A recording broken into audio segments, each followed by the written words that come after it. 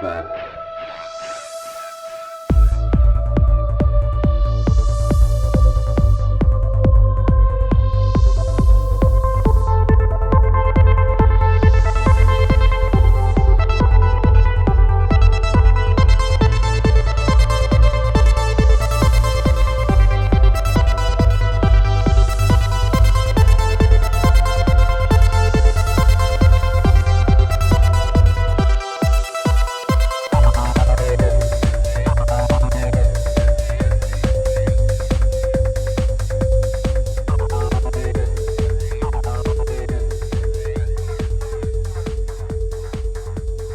What's up? Another episode of Rope Effect Podcast. I'm your host, Ricardo Verendez, and today we got Jefferson Morley. He's an author, writer, journalist, investigative journalist, because to write these books, you definitely have to do some investigating into these topics. And he's on to talk about the history of the CIA. He's written 2 books on it, one called The Ghost, The Secret Life of CIA Spymaster James Jesus Angleton, and then he also wrote a book prior to that called Our Man in Mexico, Winston Scott, and the Hidden History of the CIA. So he writes a lot about the history of the CIA and these very interesting characters that most of us don't know too much about. And I will admit, before I ran into his book, The Ghost, I really didn't know who James Jesus Angleton was. I knew the name. It sounded familiar. I'm sure I saw it written somewhere, and it didn't seem completely unfamiliar. But I didn't realize how influential this person was in foreign policy and coups and so much that was going on in the world, and so many of the historical events that happened while he was working for the CIA, and basically second in charge of the CIA behind Allen Dulles. So it was a really interesting conversation. Jeff and I had a good conversation about his books, about some current events, but mostly the history of the CIA and everything that has to do with the CIA. So very interesting topic and a fun conversation to have. So hopefully you guys enjoy it. I'll put links in the show notes to his website. He also runs jfkfacts.org, which is a great website where you can get tons of information on the Jfk Assassination, which we get into a little bit too on this show. Also, remember to rate the show, review the show, subscribe to us on YouTube. We also have a Patreon page, so you can help us that way. And, of course, Theory 6, which is my music project. You can purchase that anywhere. You can get digital downloads, and that money goes to keeping the podcast going. And also support my guests. Get Jeff's book. Get both of his books. Check out his website, jfkfacts.org, and support my guests. Thanks again, Jeff, for coming on. Thanks again, everybody who's listening. I truly appreciate you guys dealing with my bad jokes, my inability to come up with a question at times, and all the times I sound like a dumbass sometimes on this show. I really, really appreciate it. The show keeps growing, and it's always amazes me all the countries and places the shows listen to, and I can't thank all you guys enough for taking the time to listen to me. Well, thanks again, guys, and I'll see you on the next one. Peace.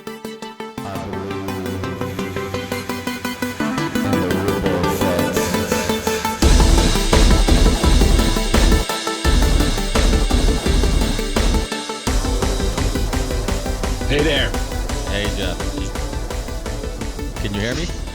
Yes, I can hear you just fine. Awesome. Okay, so here, I'll turn on my camera, and we can talk like this. Yeah. Well, it's funny. I had this comedian on, Sam Tripoli, and he does a couple podcasts or whatnot. And even though he didn't have his video wasn't working, so I automatically my first reaction is I turn off my video, and he's like, no, keep yours on. I want to see you, and I'm like, okay. So, but in some cases, it's some guests. I remember in the past I forget who it was that she's like, oh, I never get ready for for podcasts. I never put any makeup on or anything unless I'm on TV. So do you mind if we only use the audio? I'm like, yeah, that's cool. So whatever they prefer. Most podcasts they're listened to because of the long format. So right. Most people who listen to this are going to be downloading it on iTunes or Stitcher or on their phones and listening to it that way. So chances are people aren't gonna go on YouTube, or not. Most of the listeners aren't gonna go on YouTube anyways and watch it. But obviously, if they're long format, I've done some shows that are 2-3 hours. I have a hard time believing people are gonna sit in front of a computer and watch a podcast for 3 hours. But some do. I know. If I find it interesting enough and I have the time, I do it. But Right. you know. Right. But thank you so much for being with me. I really appreciate it. It's obviously it's a very interesting topic that you write about. You definitely know your stuff about the history of the CIA and all that stuff, and it's one of those things where it's amazing how little people know about the history of it, how influential the CIA has been in not just our politics but politics all over the world, and like your most recent book. It's also about a CIA character that most of us, even including myself, I've read about Allen Dulles, I've read about Bush when he was in the CIA, I've read about all these other characters, but James Jesus Angleton, he's not a name that you see a lot written about, and and then when your book, it's amazing, it really goes into how influential this guy was in so much that happened all over the world, and this interesting character, and like I said, it's amazing how little, like, even historical events that happened during his period of being director of the CIA that he had an influence in. A lot of times you read historical events and that he influenced, and you don't read about him. Like it's almost like he's in the background. Not at all, and that's why the title of the book, The Ghost, is apt, because he was this spectral-like figure in U.S. power in the 25 years after the creation of the CIA in 1947. From 1947 to 1975, James Angleton was never the director of the CIA. He was never the number one guy, but for most of that time, he was the number two guy. So the CIA directors came and went over those. There was Dulles, there was John McCone, Admiral Rayborn, Richard Helms. So he served under four directors. He was never director himself, but he had a supremely powerful position for 25 years. So that made him a character to reckon with. And yet, like you say, because his position was anomalous, this strange position, chief of counterintelligence for the CIA, not really a policy position. Yet because of his influence, his power, his charisma, he influenced lots of things, from mass surveillance, the story of the assassination of President Kennedy, the spying on the anti-war movement, the Israeli nuclear program. He had his fingers in major policy issues of the day, and he moved the needle. He influenced things, definitely. There's no doubt about it. So conventional history has a hard time dealing with a guy like this, because he wasn't, Secretary of State. He wasn't CIA director. But on the other hand, once you see who he was and you see the story, then you realize how important it was, and you see the importance of personality in the workings of American power. It's not just a matter of the position you hold, but it's a matter of the personality and the ideas that you bring to bear and the influence that you can have. And James Angleton was certainly an example of that, of somebody who had great influence. So before we get more into James's history, let's get into some of your history. How did you get involved with your intriguement with CIA, also JFK? You run jfkfacts.org, and that's, I think, it's one of those historical events that never get old. I've done multiple shows on here. I've had Jesse Ventura on. We've talked briefly about the JFK assassination. I've had Abraham Bolden, who is I'm sure you're familiar with, the first African American Secret Service agent on a presidential detail. I've had Roger Stone on, obviously, with his LBJ, thing, and Lamar Waldron, who has written quite a few books on the JFK assassination. And it's funny how deep the rabbit hole goes with so many characters and so many, all these things. You can look at so many different perspectives from you can do a whole show just on the history of Oswald and, his whole story to, Allen Dulles to, all these things. It's so interesting, all the characters. And so how did you get involved in this? How did you get involved with just, was it your intriguement with JFK and then obviously the link to the CIA, and that got you down this rabbit hole with the CIA, or were you? No, it worked in a different way. When I started out in journalism, I came to Washington in the early 1980s, and during the Reagan administration, and the hot news story then, to an extent that is a little hard for anybody today to believe, but the hotly contested news story, contested on the editorial pages, contested in Congress, was the Reagan administration's desire to intervene in civil wars in Central America, specifically in El Salvador, small, poor country on the Pacific coast of Central America, and Nicaragua, both of which were in the throes of revolutions driven basically by poor people who had been marginalized and dispossessed by rich people and governments dominated by military officers. And so the Reagan administration wanted to intervene in support of the counter-revolutionaries who were fighting a leftist government in Nicaragua and who were in power in El Salvador and Guatemala, but fighting leftist guerrilla movements themselves. And so, the question of whether we should be on the side of the counter-revolutionaries or not, or stay out, was very controversial in Congress. I think in one of those years, in 1984, 1985, one of the first years I started reporting, I think somebody told me that the New York Times had run 170 front page stories about El Salvador in 1 year. Okay, now this is a country of 6 million people that people don't really think about too much today. But that's how important the issue was. There was a front page New York Times story, an average of once every 2 or 3 days. So that was the story. And so I came and wanted to write about it, and everybody was talking about it and stuff like that. Well, if you want to understand what was going on, there was a piece of the story that nobody talked about. And that was, what was the CIA doing? And what the CIA was doing was they were helping the Reagan administration evade Congress, which had tried and block this military assistance. And this this eventually became what was called the Iran-Contra scandal. So I was writing about all of that for the New Republic and the Nation throughout the 1980s. And if you wanted to know what was going on, you had to write about the CIA. So I didn't know anything about the CIA. I hadn't studied the CIA. I didn't have a security clearance. And I started talking to people, and how do you do this? And a friend of mine said, what you do, Jeff, is you go find some retired CIA people and you talk to them first, because they're not in the service, so they're going to feel more, ready to talk. And if you can demonstrate that you know what you're talking about and you're not out to expose them or, embarrass them, or, you just want to know what's going on, they'll give you a little bit. And so that's what I did. And I started meeting ex-CIA people. I started learning about Freedom of Information Act and looking at CIA records. And I learned a lot about the agency. And so that just became part and parcel of what I brought to the story, to the Iran-Contra story of the 1980s. Well, those civil wars ended. The Iran-Contra affair was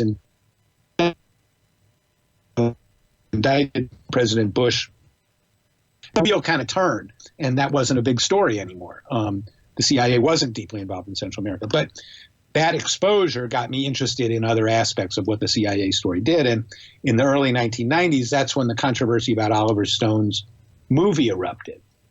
And so that became a big deal, and I became very interested in the role of the CIA in the JFK story at that time.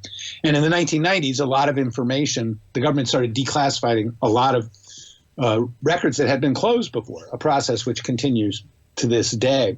And so I started getting into those records and figuring out what does this really tell us about what happened. And sure enough, those records told us a lot, and we have a much better, deeper understanding of the Kennedy assassination as a result. So that's how I got one step, two step into the CIA. And then from there, I'm interested in the story wherever it goes. CIA in the Middle East, the war between the CIA and Iran, which was a big story in the 1980s and continues to be a factor today, is a very interesting story. That morphed into CIA role in counterterrorism, CIA and jihadi fundamentalists, Osama bin Laden, ISIS. So anyway, my interest has branched out over the years, but that's how it grew. And it goes into, all sorts of these areas of policy, like U.S. policy. And then also, inevitably it takes you into the realm of conspiracy theories, which is a little more problematic because there's a lot of, BS out there in the conspiracy theories. On the other hand, there are conspiracies in life. That's the nature of power. People do mount secret conspiracies to prevail in power struggles. So we always have to be aware of them when we study these subjects. So that's what I bring to, that's kind of my approach to the subject. And that led in turn to my two CIA books. The first one, Our Man in Mexico, is a biography of the CIA's top man in Mexico in the 1960s, a guy named Winston Scott, who was a very charismatic, interesting character, and very important in the history of Mexico in the 1960s. So and provided a kind of case study of how the CIA works. And it's a very realistic book. It's not an expose. It's not an indictment of the agency, but nor is it apologetic, nor is it propaganda. It's a kind of a critical look at the CIA and the story of an interesting man who had a fascinating career. And Winston Scott and James Angleton are the same generation of the CIA. So my second book about the CIA, the biography of James Angleton, is a kind of companion. And in fact, Winston Scott and Jim Angleton were friends and colleagues for the first 25, 30 years of the CIA. So those two books kind of go together and build this picture of how the CIA developed. And once you start to look at the CIA in long historical perspective, going back 70 years now, you see things remain the same and the same things happen again and again. Angleton was very concerned about the possibility of Soviet intelligence agencies penetrating the CIA and penetrating American life. And this counterintelligence perspective is still, we see that in the investigation of President Trump. Did the Russians penetrate have secret operations to penetrate our institutions? So this history of the CIA is actually very current, and it tells us things about what's going on now. So it's not only unknown, but it's valuable. Yeah, no, absolutely. I mean, you can go on the Wikipedia and look up the CIA, and then you can just look at all the countries they have listed that the CIA has been involved in. And I think for the average listener, they might be blown away by how many just elections and countries, and we've just had our hand in so much. And that's why when all this Russian gate stuff's going, completely off the wall, and it's like, could have not, maybe, I mean, I've had Ray McGovern on, and he seems to think that it was more of a leak than a hack, but and he's he's ex he worked for the CIA and did presidential daily briefings, and but it's one of those things where regardless of what happened, I think people have to understand that the U.S. has equally been involved in other people's elections for centuries. Oh, I mean, absolutely. Absolutely. And absolutely. I think that there's a good count, which is, I think that it's documented that the CIA has intervened in 80 presidential elections in the 70 years of its existence, and that doesn't include times when they intervened without an election, a military coup, for example. So, this is the norm for the CIA, and it's also the norm for other intelligence agencies. And we are indeed, I think, in 2016.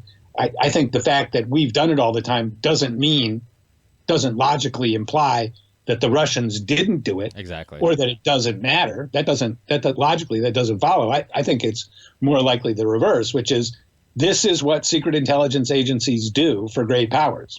They intervene in their elections. And in 2016, we got a taste of our own medicine. And other countries have known this before, and that's why they're not particularly sympathetic to us at this time.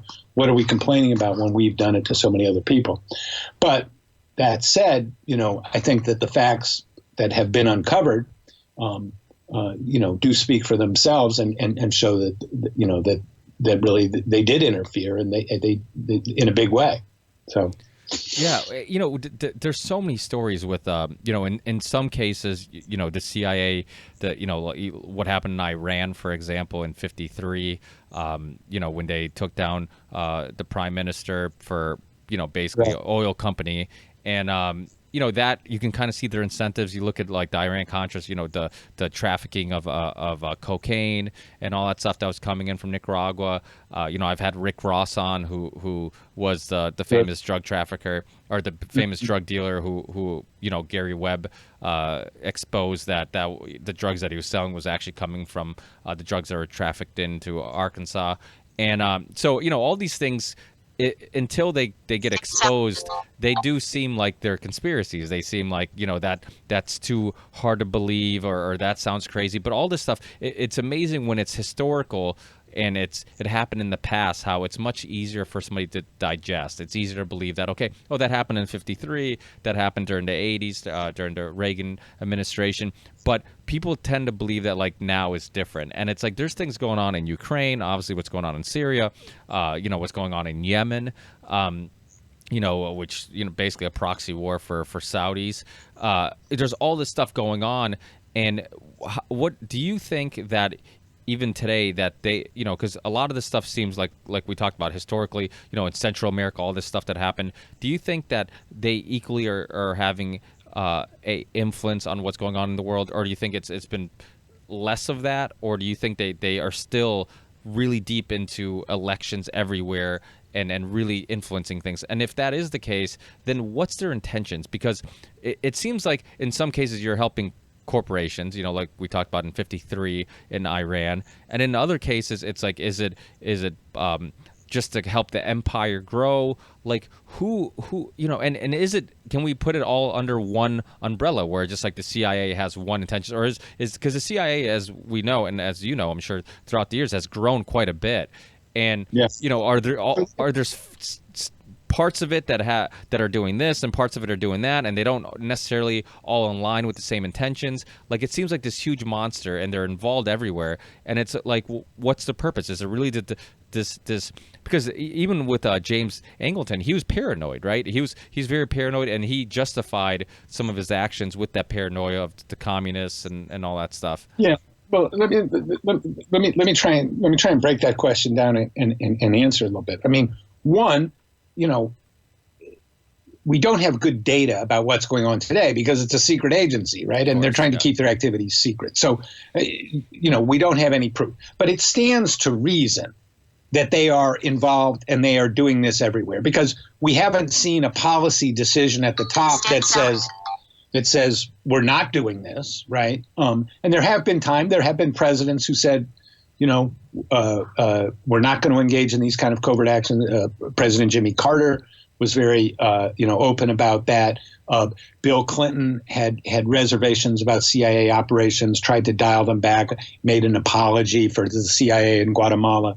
So we haven't had any indication from the top that there's been some policy change in which, the government, the CIA isn't pursuing these type of actions as a matter of policy. So I think we have to assume that they are still going on. And yes, so I think, is the CIA involved in Venezuela, where, you have an anti-American? I would assume so. Why would the CIA be involved? Well, the CIA, the CIA doesn't decide what to do. The CIA has one client, okay? That's the president. So if the president says they want to do something, the CIA jumps and they do it. Now, the CIA has allies within the U.S. government. So, during the Obama administration, a big question was, should the CIA support anti-government rebels fighting the Assad government? Now, the CIA wanted to do that, and they set up a program to do that. But President Obama would not go ahead, and he didn't kill the program. He didn't kill the program. You're a popular man, Jeff. He didn't kill the program, but he didn't let it go forward. And so the CIA was checked in that regard. So, it can work different ways. In general, the CIA is big enough and it has secret operations so that, they might be pursuing something in the Philippines now, a small country, which, I mean, Trump's not a very attentive president. He's not asking for details. He's not a guy who is interested or knows what to do. So, the CIA could be flying on its own in those cases, but they would have some policy guidance. They would have, a decision from the National Security Council, which says the president, Secretary of State, Secretary of Defense agree that this should be U.S. policy. CIA should do X, Y, and Z in support of U.S. policy. I mean, there is a process. What you see in the movies, Bond and Bourne, that's a bunch of BS. The CIA is a big bureaucracy. Its job procedures are well defined. People spend a lot of time reporting and explaining what they are doing. So there is internal accountability. We don't have external accountability. We don't know. We don't know what how these operations are being pursued. But within the CIA, if the CIA director comes and says, "What are we doing in the Philippines?" he can find out in 5 minutes. So it's a very coherent, large bureaucracy. It's got about 20,000 employees, an annual budget of about $15 billion a year. And I have to believe that it continues to do its business as it has done, over the past 70 years. So that involves the full range of covert actions against people who are perceived or identified as enemies of the United States. So you think whatever their operations are, whatever they're involved in, people at the highest level are always involved, are in the loop, and they know what's going on? I mean, because you look at the JFK assassination, that's kind of a perfect example of the president obviously didn't know what was going on, because there are some links to the CIA, the mob, and that assassination. And no. And so, the assassination of Kennedy was a terrible intelligence failure. The whole thing's a blot on the history of the CIA, whether you think there was a conspiracy or not. That was a terrible intelligence failure. Never should have happened. And given what we now know, and I tell some of this story in The Ghost, what we now know about the CIA's surveillance of the accused assassin, the story that the public was told after the president was killed, that this guy came out of nowhere and we just didn't know who he was and he killed the president and we're sorry. That was BS. Okay. This Lee Harvey Oswald was not unknown. He was very, very well known to top CIA officials, including James Angleton. And in The Ghost, I tell that story. And it's not a theory, and it's not BS, and it's not some mafia yarn. It's documented fact from CIA documents and interviews with former CIA people. Oswald was under surveillance for 4 years before Kennedy was killed. So, and the CIA's role in all of that has never been explained, which is why people are very suspicious and why there's so many conspiracy theories, because the facts that we've been given don't really explain what happened. So that's a case where the CIA, was not on the reservation. But in general, the CIA is responsive to presidential demands. And so, I think that there's it's a mistake to depict the CIA as some kind of rogue elephant. They have gone off the reservation on their own, taken policy into their own hands at times. But in general, the CIA is the instrument and the tool of the president of the United States. It's that simple. Yeah. Well, I remember Ray McGovern telling a story about, I think it was one of the coups in Central America, that he read about it in the newspaper. And this was a guy who was briefing, the vice president and stuff on CIA, on delicate information and doing the daily briefings. And even he didn't know what was going on, and he was working for the CIA at the time. So I think in some cases there are things that happen. No, that happens all the time, because that's in the nature of compartmentalized operations, right? Yeah, exactly. You don't know what the guy who's sitting at the next desk is doing, and he doesn't know what you're doing. And by law, you cannot talk to each other about it. And so you don't. And so people don't know. But that's not to say that the people at the top can't look down and see into any individual silo about what's going on.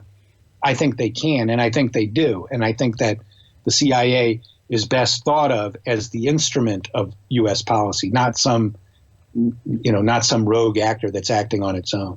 Now, in regards to the president, one thing that we see over and over again is somebody gets and becomes president, gets into power, and the policy seems to remain the same. And Do you think that's, because now you hear a lot of the term deep state, and in the alternative media, and people have been writing about this for a long time, but now in kind of the mainstream, you're hearing the term deep state much more often. And I think people are becoming much more aware of the influences of people like Kissinger and Brzezinski's, and people who haven't been the president or vice president, or these faces that you see all the time, but yet very influential with with policy. And you look at all the neocons that influenced a lot of our Middle Eastern interventions, PNAC and all that. These names and people who are having huge influence on policy. Do you think the CIA are basically also influenced by these foreign policy people? Let's break down that concept of the deep state, because it is very common. And I mean, I'm not crazy about it, because in right-wing media, the deep state is anybody who opposes President Trump. I mean, it's a meaningless term. Yeah. But if we think about it precisely, and here's how I think about it. There's a whole bunch of agencies in the U.S. government, probably about 10 to 15 of them, that are secret, that their activities are secret, and that you and I as a citizen, right? If you and I as a citizen, we want to go and we say, what did this FBI spend in Boston last year? You can go get their budget, go through a line item, and you will get X dollars. And what did they do? Here's what they did. Okay, that's accountable. You can go and look at that. But there's a whole bunch of agencies, you can't do that, right? You go to them and you say, the CIA, what did you spend in Africa last year and what did you spend it on? They'll tell you get lost, right? You have no right to that information. Now, your congressman could go there and ask to see that and maybe get a briefing. And, so there is theoretically some accountability built into the system. But these secret agencies, and I use deep state as shorthand for them. CIA is the biggest, with $15 billion a year budget. NSA, second biggest, with a $10 billion a year budget. And then DIA, $4 billion a year budget. If you take all of those secret agencies together, they probably spend 50, 60, $70 billion a year. And their activities are entirely secret. So it's not in dollar terms, it's not a huge sector of the U.S. government. It's a small sector, but it's very powerful. And because of its secrecy, it's even more powerful. So that's what I call the deep state. And you're absolutely right. People are waking up to the reality that this sector of the government is very powerful, and its policies don't change with the president. And we've seen that. Now, you have between Bush and Obama, you had a pretty big difference in philosophies of the president. Obama was able to turn the ship, 5 degrees to the left, whereas Bush turned it to the right. Not a big difference, because the ship is sailing and the president's only there for 4 years or 8 years, and the CIA has been there for 70. So, they don't have to worry too much about that. And presidents are constrained. Obama wanted to dial back wanted to close Guantanamo. Well, he couldn't do it. He didn't have enough power by himself, and he couldn't get Congress to go along. So the president's not all powerful. There's this struggle for power at the top that involves the secret agencies and the president. And, the presidents have to go along to get along. And that's what Obama did. He wanted to change the system. He wanted to break it down, make it more open. And he did some things to that end. He ended torture, and he cut back on first he escalated the drone war, then he cut it way back, but you're right. These are really tinkering around the edge, and that this secret government has kind of become a permanent government. That's why people are paying attention to it. That's why people are suspicious of it. That's why we talk about a deep state. Yeah, it's amazing how, and that's an important point. I think people think that you vote the president in, and whatever their philosophy is, that's he's going to go in that direction and change everything to kind of fit that mold.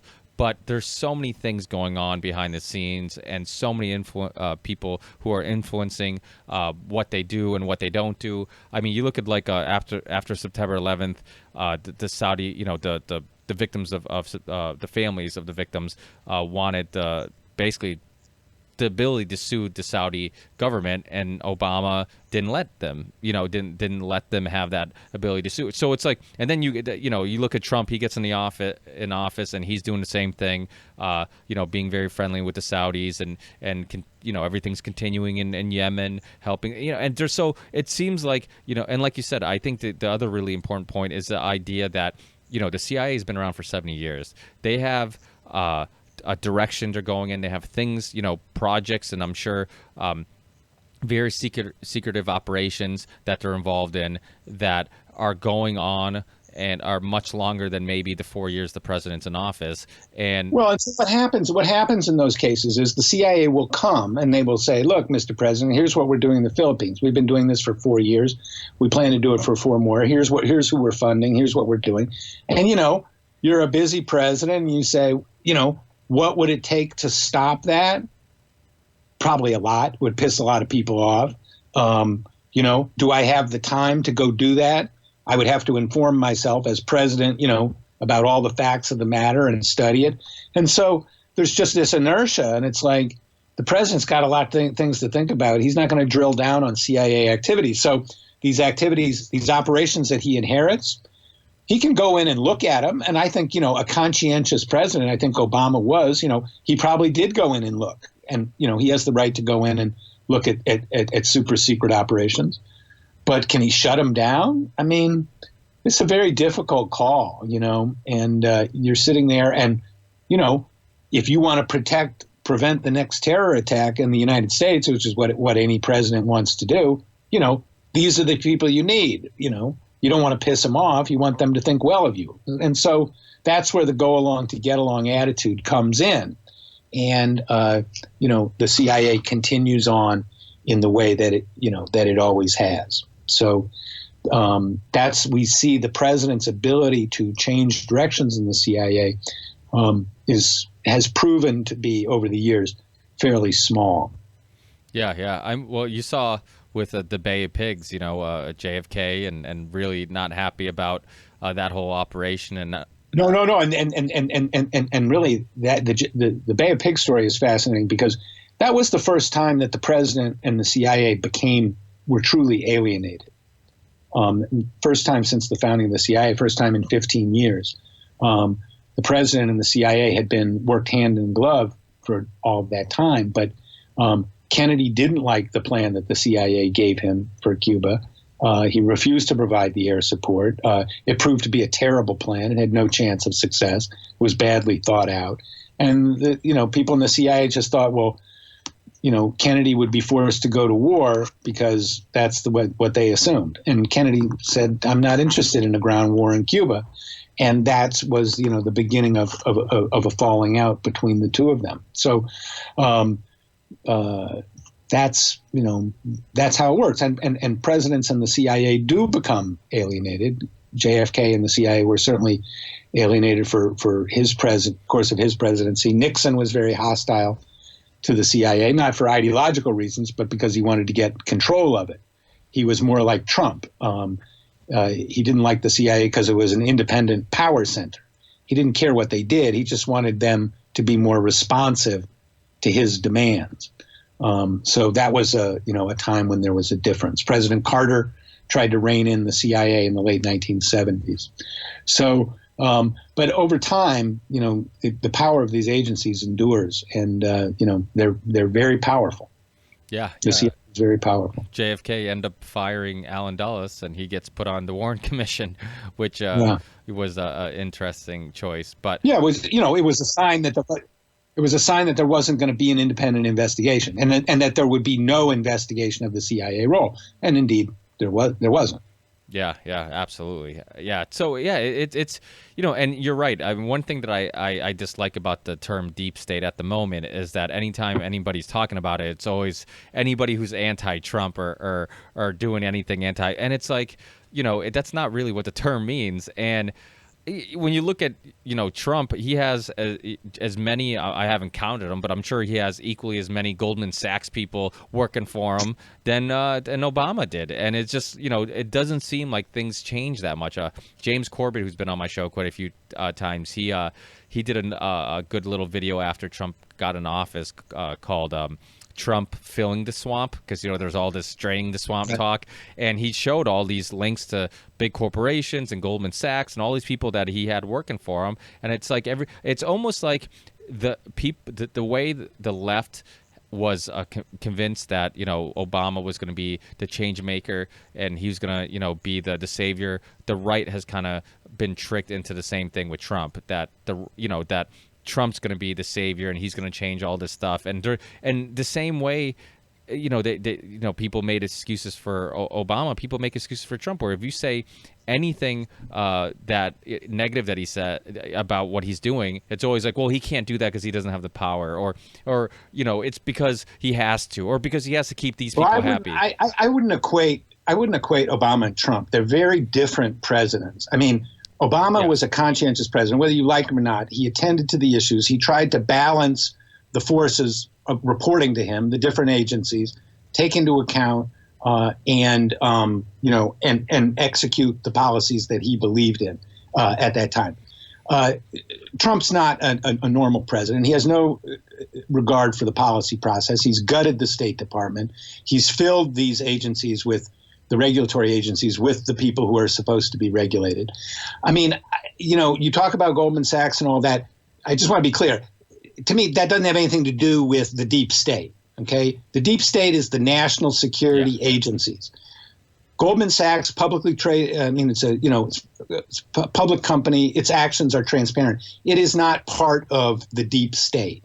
I don't think. Yeah. I don't think that. I mean, if you start talking that way, the term loses all of its meaning. Okay, you're talking about two different things. You're talking about things don't change when a president comes in and there's a president of a deep state. Those two things are true, but they are separate things. Now, the president's ability to change directions, I mean, it's not unlimited, but I wouldn't say Trump and Obama are alike. Obama passed healthcare and got 20 million people got health insurance for 8 years. That's not a small change. That's a big change. That was affected because of one person, Barack Obama. Okay, so the president does make a difference, and it's just not true that the system's impervious to change. Trump rammed through a huge tax cut. That was because of the president. It's not that things don't change. It's they can change. Presidents do accomplish things. They do deliver on their promises. Yeah, no, you're right. They're two different things. My point about the Goldman Sachs was more about the fact that people who are influencing policy, influencing bills, lobbying, when everything from foreign policy to domestic policy, a lot of times it's the same characters, and it's everything from the deep state, like you said, the agencies and stuff like that, to corporations, like I said, Goldman Sachs, who a lot of times seem to have their hand in these these presidency cabinets, and I definitely agree. They are two different things, and I'm glad you did clarify that, because the way I was explaining it probably could have confused some people, but they are two different things. And you're right. And I wasn't comparing the presidencies as in they're the same type of person, because one thing that you can't deny about Obama, that he was much more likable. He was better spoken, seemed to have a philosophy and ideology where Trump doesn't at all. He doesn't seem to have a did I lose you? You there, Jeff? Yeah, I don't know what just happened. You just froze up and I couldn't I couldn't hear you. So what were you saying? Yeah. What was the last thing you heard? I was probably in regards to I was just clarifying that what your clarification of the deep state was correct, and I hope that people didn't confuse what I was saying with the two. And you're right. In ideology, I mean, Trump obviously has none. Obama was much better spoken, much more likable. He seems to have a philosophy where Trump, obviously, I mean, he's a businessman, and I love the argument about, we need a businessman in office because they'll know how to cut the budget and this and that. I'm like, well, there's other traits in being a great businessman too, and that's being cutthroat, only worrying about your own interests.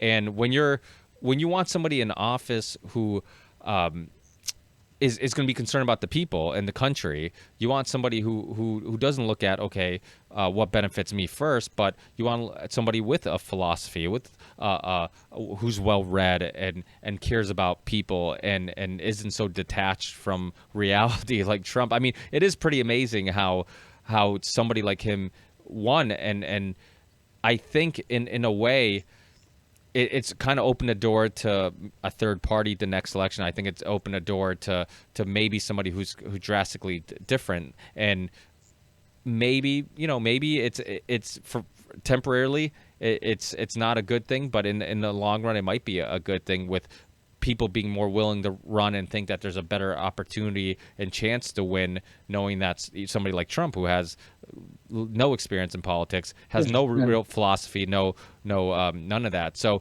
but do you want to add to that? I mean, we can talk about President Trump. I mean, I feel like that's not my specialty. I want people who like President Trump to read my book. I'm not here to harangue President Trump. I mean, I have my opinions. I write them for Alternet. I came on to talk about the CIA. I think that's what I can tell people, things that, they don't know about. Yeah. Whether they like Trump or not. Yeah. And that's why I love people like yourself who focus, because the thing is that with my show, I've had people on like Roger Stone, of course, who has a agenda, to say the least, and might have some good information within that agenda, but I think it's really important that people do look at information, and they don't look at necessarily who's saying it or maybe their personal views. I think it's because I think too often somebody who if a left-wing website or writer writes something about somebody on the right, then all of a sudden it's dismissed. Oh, well, he has it's like, well, let's just look at the information and see if there's, some good information there. Exactly. So here's my book. Yeah. This book is not written from a partisan point of view. You can be liberal and like it. You can be conservative and like it, because it's going to tell you a story you don't know about the CIA, and whether you're left wing or right wing or somewhere in between. That's an interesting story to know. So, and my politics are irrelevant to it. I kept my politics, I have my opinions. They shine through, but that's not the point of this book, is to tell you my opinion. Opinions, frankly, are boring. I'm interested in new facts, and that's what I talk about in the book. Facts that nobody ever knew about before. Now, we talked about Allen Dulles briefly, and we know that his brother and himself were linked to Wall Street and banks and Okay, let's hold on there for a second. Not linked to. Allen Dulles was a senior partner in Sullivan and Cromwell. It's a big Wall Street law firm. So they worked for major corporations. They served on the board. They did their legal work, did their financial transactions. So yes, that's beyond dispute. That's not a theory. That's a fact. And so my question was, now, was James also, how did he work his way up the ranks? Did he have some links to big corporations, for people who don't know his backstory? Or James Angleton was a super smart guy. He went to war during World War II with something called the Office of Strategic Services, which was America's first intelligence service. And that was the intelligence service during the war. Very smart guy, fluent in Italian, French, and English, and developed a capability for running secret intelligence operations. And it was his skill at running secret intelligence operations, not his contacts with corporations. That's not how you rise in the CIA. Now, that's not to say that the people at the top of the CIA weren't connected to those major corporations. They were, but they didn't get there because of their connections to those corporations. They got there because of their skill at running secret intelligence operations, espionage, stealing the other guy's secrets, covert action, manipulating the other guy's reality, paramilitary operations, sending people to go fight, propaganda, that sort of thing. That's how you rise in the CIA, is by being good at those types of activities. And James Angleton was very good at that. That's how he got power. Yeah, okay. Yeah, and that's, I guess you're right. I mean, my point was just, it seems like people who do work their way up, they always seem to be linked to other people in power and other very influential people. Well, that's true because there are networks of power, and like-minded people work together, and especially like-minded people with money make sure that, their actions get, their interests get protected. And so those people gravitate to the top of government.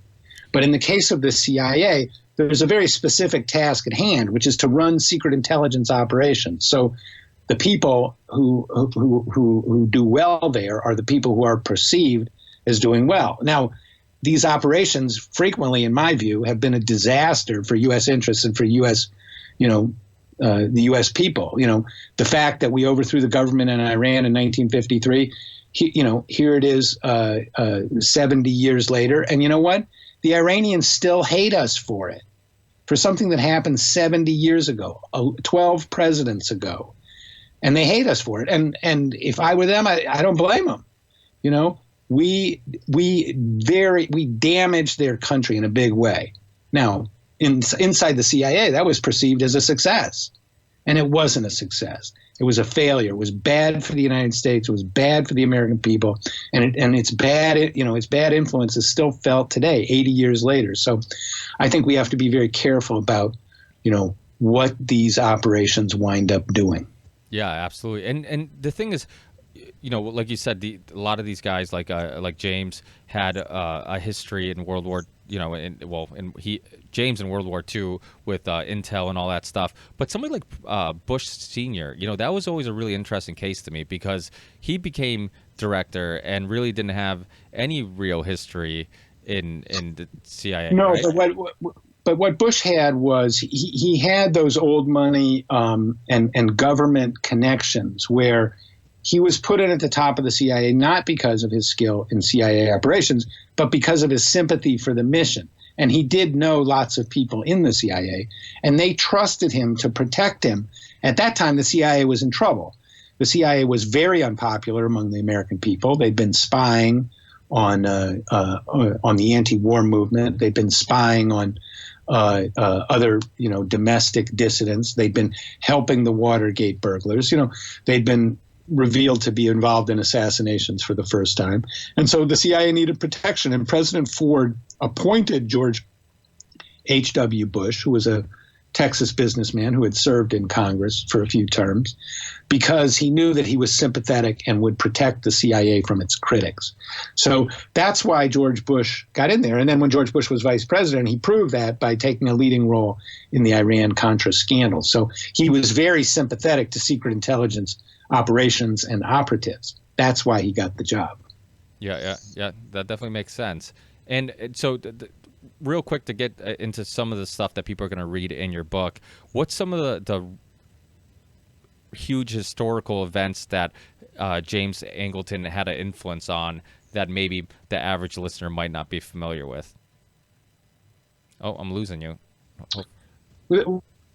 So there's several. The story of the assassination of President Kennedy looks very differently once you've read this book, because I show how Angleton and his staff put this obscure character named Lee Harvey Oswald under surveillance in November 1959. And again, it's not a theory. It's documented by CIA records. It's really beyond dispute.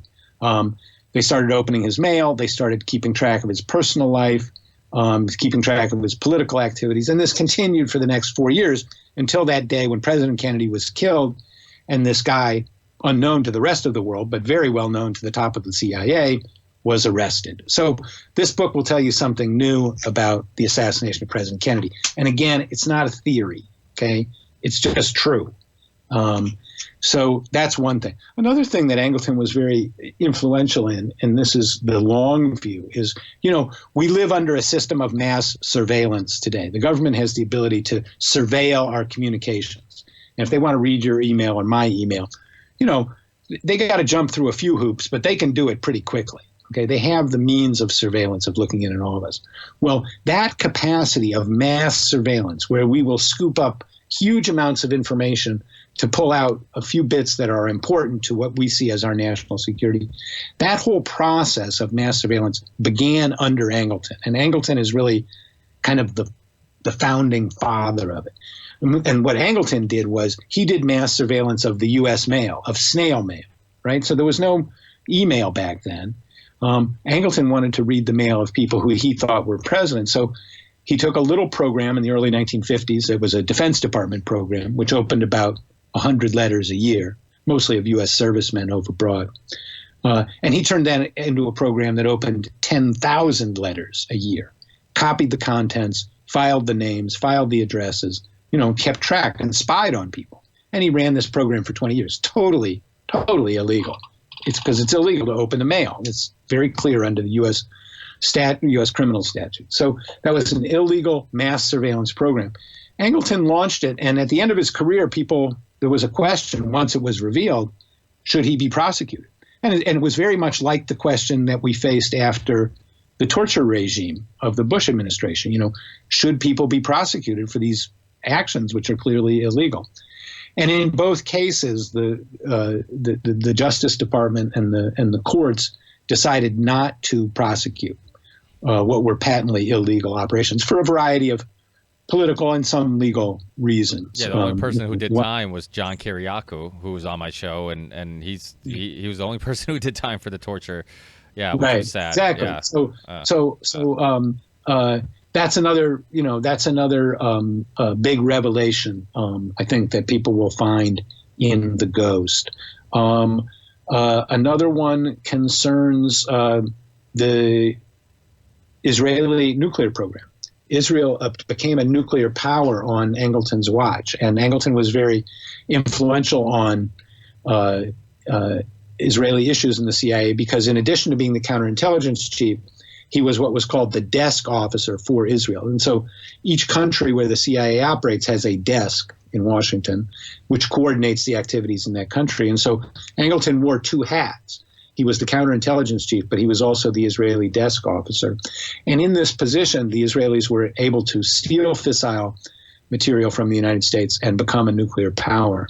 So it sort of happened on Angleton's watch. It's a complicated story, but explained very clearly in the book. And, this was something that he helped make it happen, although it's very hard to prove, that his fingerprints are on it because he was a very elusive guy and he knew how to cover his tracks. He knew how to make sure that his fingerprints weren't on it. So that's another one, a story that is in this book that people have never heard before. A fourth is Angleton was very involved in the Nixon White House machinations. Again, domestic spying, and Angleton went to great lengths to help Nixon in his ambitions to expand domestic spying.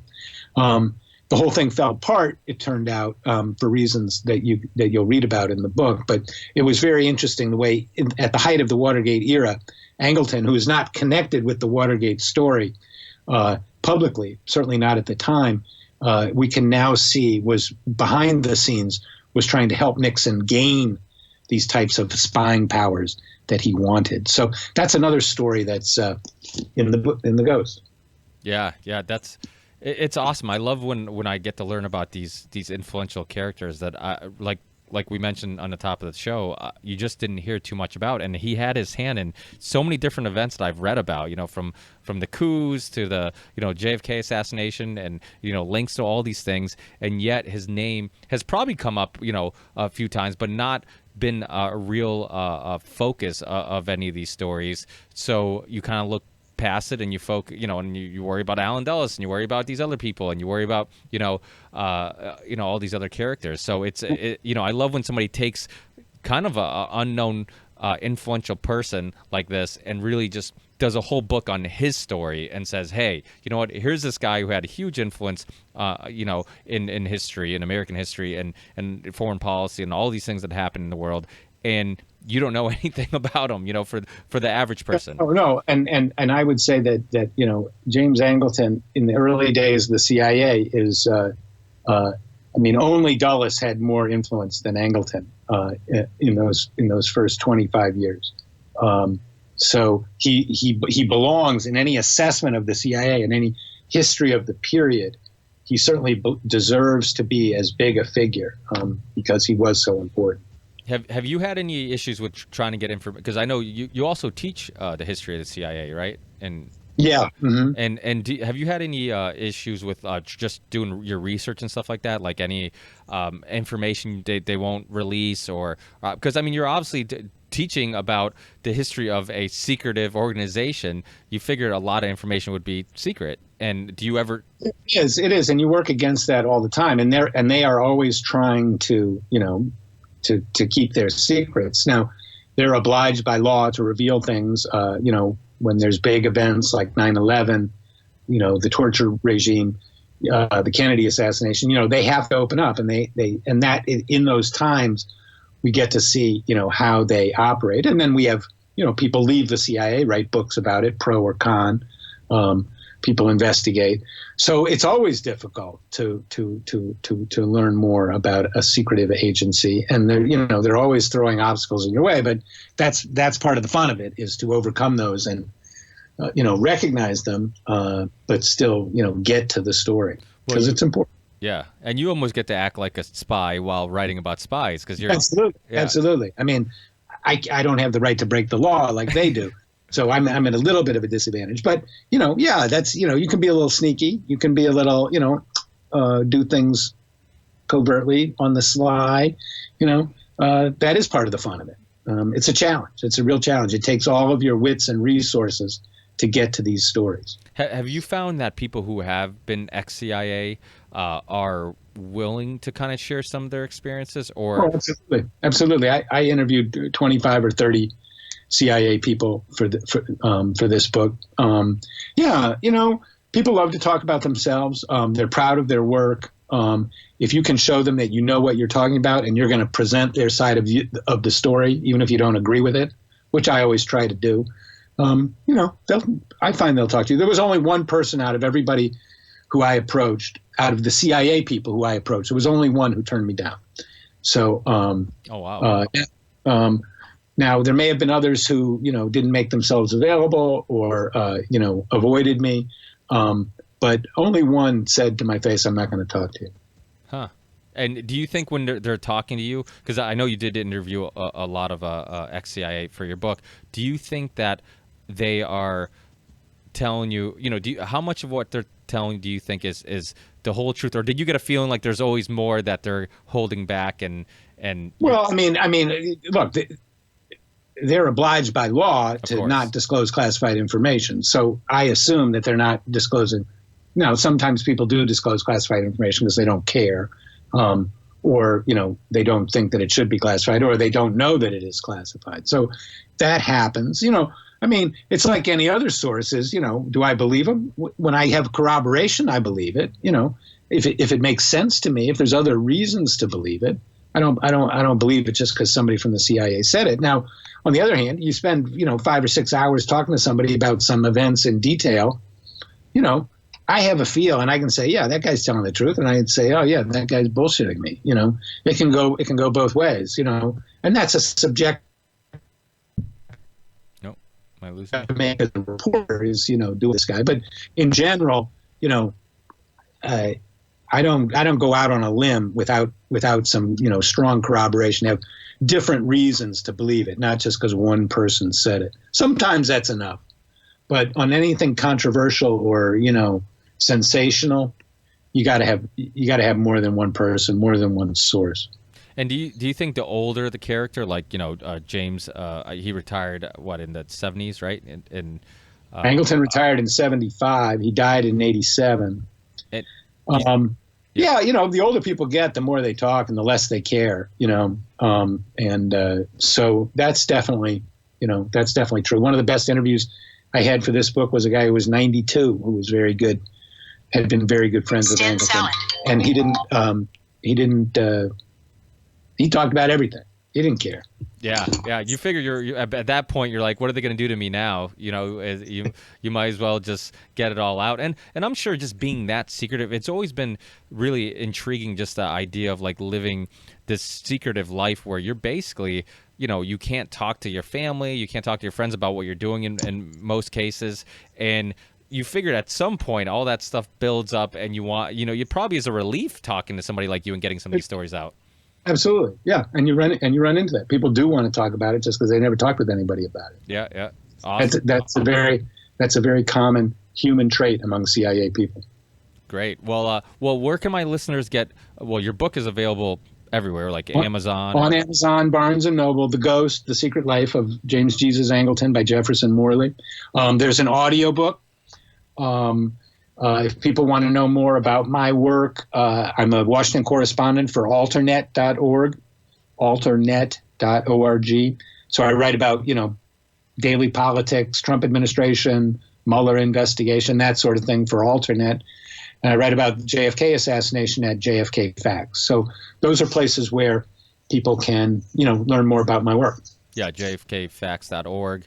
And and check out your website. And thank you so much. Thank you for all your work. I love, like I said, I love it. Same thing with your first book, Our Man in Mexico. Very similar, where you're kind of historical figure that most people aren't too familiar with, and you really get to really show how interesting these people are, and dive into somebody who there's not a whole lot of research and books out there about. So, but yet, still, right. Yeah, if you read my books, you're going to learn something you never knew before. I guarantee it.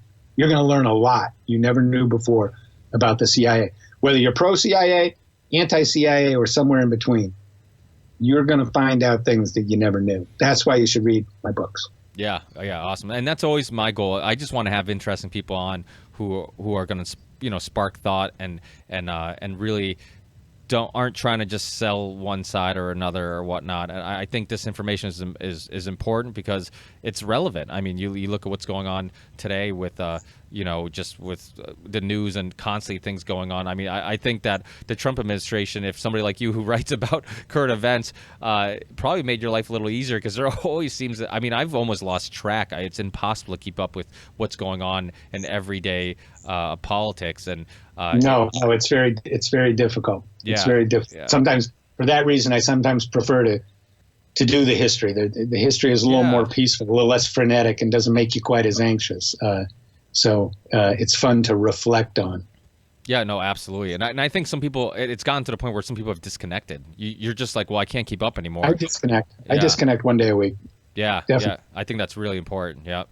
Well, thank you so much, Jeff. Enjoy the rest of your day, and I'll send you. Thanks for having me. Yeah, absolutely. It was a pleasure, and hopefully, my goal is eventually down the road, I'd like to have a JFK roundtable conversation with a couple other people who've researched the story, and maybe just talk about the events, the importance of it, some of the facts and kind of the I guess disinformation. Sure, I'd be glad to do that. Yeah. I'd be glad to. Awesome. Yeah, I'll get a couple people together and see if we can put that together. I think people my age, it's amazing how many people I've talked to. I have a niece who's 14, and I remember telling her, I'm like, we're talking about the JFK assassination, and I'm like, have you ever seen the video? She's like, there's a video? I'm like, yeah, it's on YouTube. I'm like, you can go on YouTube and actually see the president get shot. And she's like, no way. I'm like, yeah. And it's like, to me, it's mind-boggling how many people don't understand how important that is, that event in history, and really how it still created a, not to use the title of my show, a ripple effect of absolutely. And I think that's why it's important today. So good for you for calling attention to that. The next generation needs to know. Yeah, absolutely. Well, thank you so much, Jeff. Enjoy the rest of your day, and we'll keep in touch. Thanks, Ricky. Take care. Thanks. Take care. Thanks, guys, for listening. Kind of an interesting conversation. I'm always in this weird position where I want to be polite to the guests, because obviously I'm super grateful that they're happy enough to come on the show and talk and take an hour or so out of their day to come on to discuss whatever topic we're going to discuss on the podcast.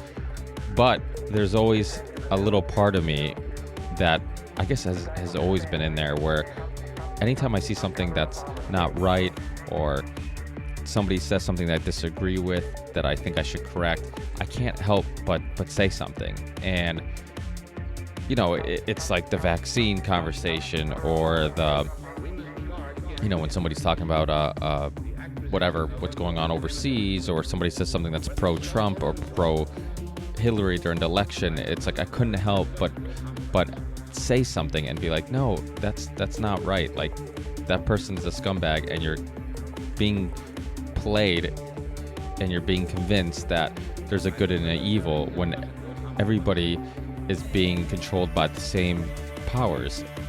And I know I used deep state, and I'm glad that Jeffrey corrected me, because deep state wasn't the correct term I should have been using. I was talking more about the shadow government, because I think that's what's really important in all this, is understanding that there is a shadow government, and the deep state's a part of it. It's the people in the CIA and NSA and stuff that are influencing policy. But there's also corporations. There's Halliburton, there's KBR, there's Lockheed Martin, and there's all these big corporations that are intertwined, and everybody's making money and helping move policy a certain way and influencing policy for the purpose of profit, for the purpose of power. And like I've talked about 1,000 times on the show, you look at the Iran coup in the early 50s. That was a combination of a corporation and government coming together for the similar interests of taking down the Iran prime minister and his government, and then they can get control of the oil fields again. BP and the Western powers, England, that was the goal, and that's well documented. You look at the banana republics, you look at everything that was happening in Central America. That was corporations and CIA, and other branches of government influencing what was going on in those countries. And it's hard when, I've had people on like David Swanson, who kind of leans a little left and, more progressive.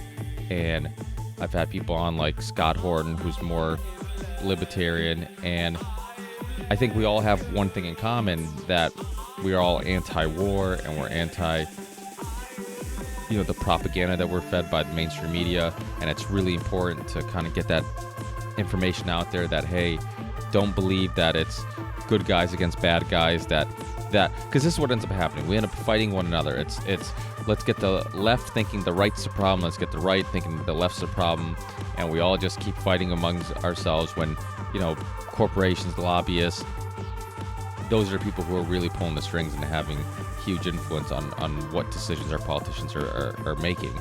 And I think that's super important. I think it's important to kind of cut through all that bullshit, and it's important to realize that, okay, yeah, maybe Obama, healthcare, I guess you can argue if healthcare was a good thing. You can kind of argue that, yeah, Trump's an idiot compared to Obama, but Obama increased the drone attacks and in many cases joked about it.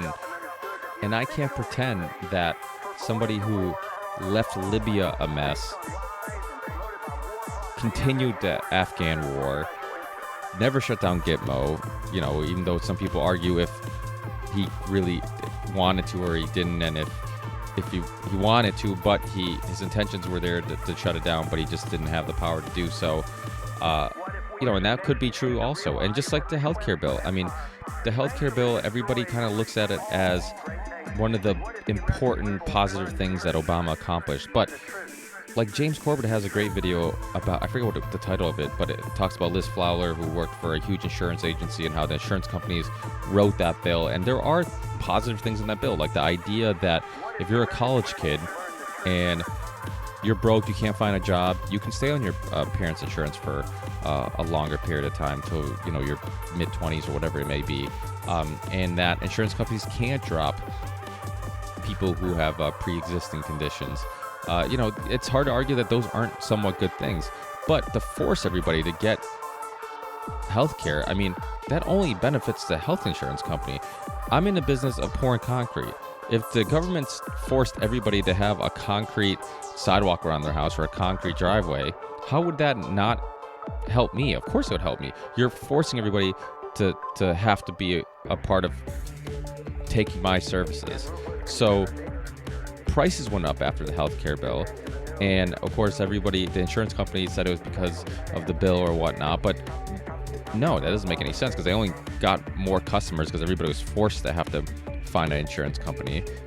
And again, these are very complicated topics, and topics that I'm far from being well researched in, but sometimes things are what they they seem. And it seems pretty obvious that the insurance companies benefited from the healthcare bill. And this idea that it helped people and whatnot, yeah, it probably helped some, but it hurt a lot of people who also can't afford health insurance and now are forced to have to get it. And if you really want to accomplish something, I know some people are probably going to hate this, but universal healthcare is probably your best option. Cut some of our military defense spending. I hate calling it defense spending because we're not defending anybody besides corporate interests, but cut some of that and, go put that money towards helping people who can't afford insurance. I mean, I have 2 children. Insurance is very expensive, doesn't cover a lot of stuff, and it's a huge part of the money my wife and I make go to our medical bills. And knock on wood, we're healthy. I mean, I could just imagine somebody who isn't as lucky and has medical bills just up to yin-yang, just trying to keep up with them. Never mind other expenses of living like food and shelter and taxes and all that other craziness and money that piles up, bills that pile up. So I guess I don't know. I guess I haven't done a rant in a while, and it's probably been building up, and I'm getting some of it out. But I just I try to make the greater point that I don't have any side or any alliance to any side, and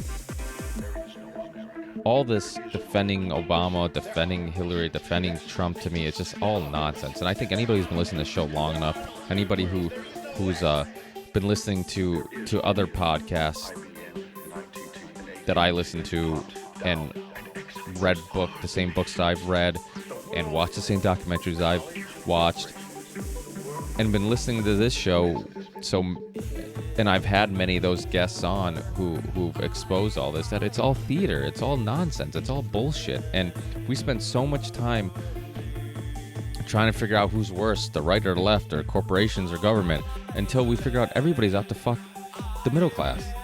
And basically anybody who's not rich. If you're not one of them, you're fucked. I mean, things aren't designed to help you, and I think that's super important to understand, that we should all come together, and it doesn't matter what side you're on or whatnot, or what religion, what music you like, what philosophy you subscribe to, that at the end of the day, politicians aren't like us. We're all multimillionaires. I mean, the poorest congressman is a multimillionaire. I mean, it's ridiculous.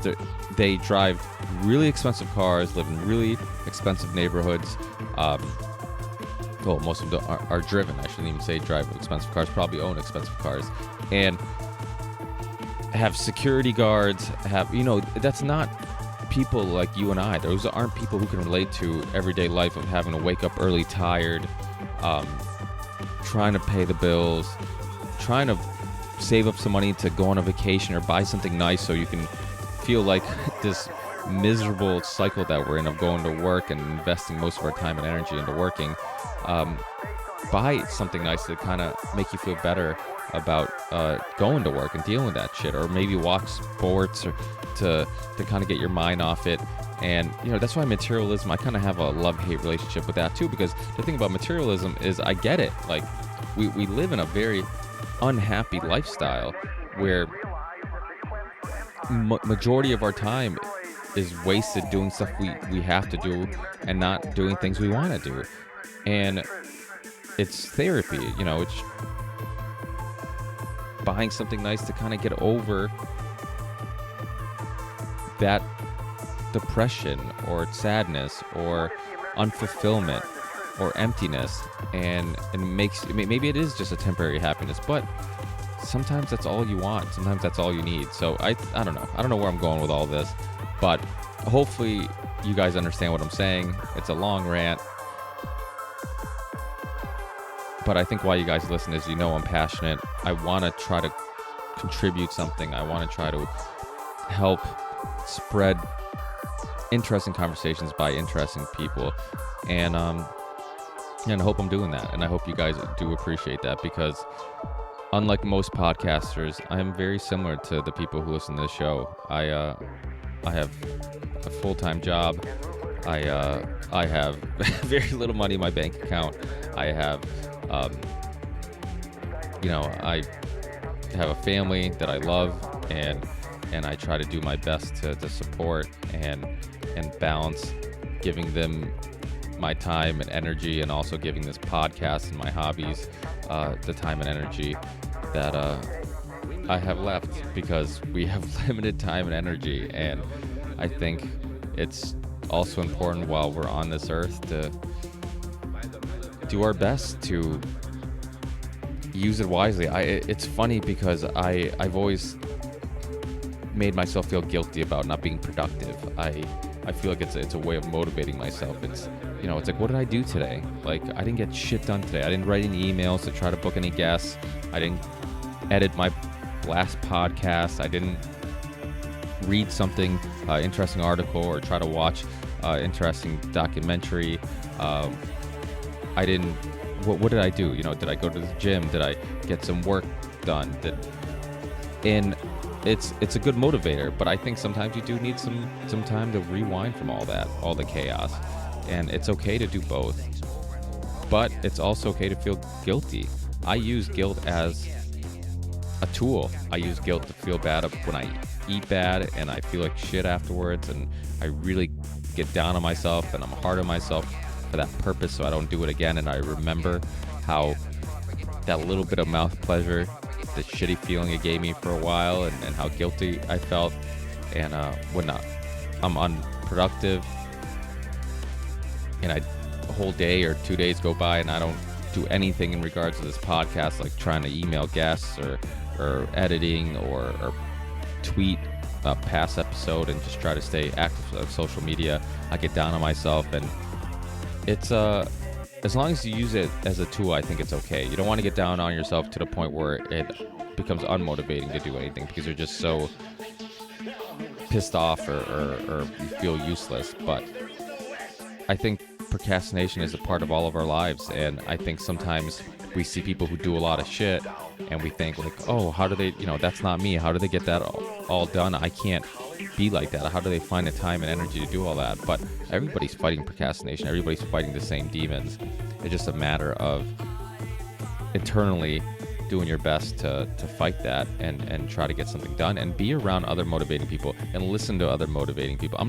Believe me, I don't like any of those motivational speakers or these successful guys who try to tell you how to be successful. I think it's mostly bullshit, because I think that most of these guys are successful only trying to talk about being successful. Like, how much have they really accomplished is what I mean.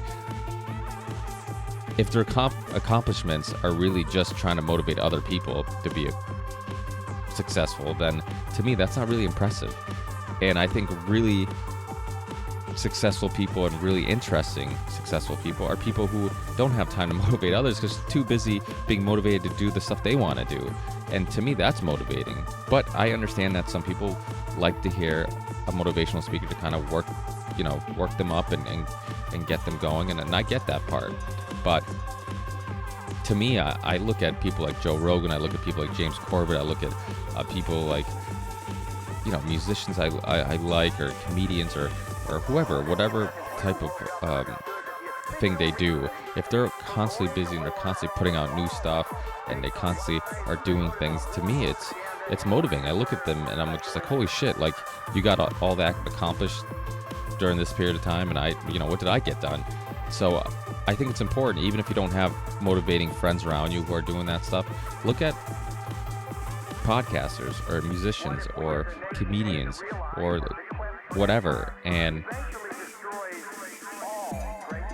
get that reminder that if you work hard and you fight procrastination and you get through that little bit of a roadblock initially, once you're there, once you're doing it, you feel better and you're happier. It's like going to the gym. The gym's a perfect example. In the morning sometimes, I go to the gym in the morning, and I was always a night guy. I always went to the gym at night. But once I had my kids, I had to start going to the gym in the morning. Once the morning came, it was so hard to wake up early before work to go to the gym. But once I was there, once I actually got there, my heart rate's up, I'm pumped, I'm sweating, and then it's 6:30 or whatever, 6 o'clock, and I'm already got my gym session out of the way for the day, I felt so good. I felt like I was so productive. I got something done, and I started the day right. And like I said, it's hard, but if you do it, you will feel better. You will get more done. You'll be happier, which is really the fucking purpose of all of it, right? Isn't it the purpose? Like, we do things that make us happy. We eat things that make us happy. We hang out with friends that make us happy. We listen to music that make us happy. We listen to podcasts that make us happy. And not necessarily listen to podcasts that make you happy because they make you laugh or whatever, but to me, I listen to podcasts that make me happy in regards to being fed more information, having a better understanding of the world around me, and that makes me happy. So whatever it may be, just go for it and be productive. And I apologize that sometimes, because I'm so scatterbrained with just in general, adding the fact that I have guests on that are experts in certain fields, and then all the other life things that are going on in the background.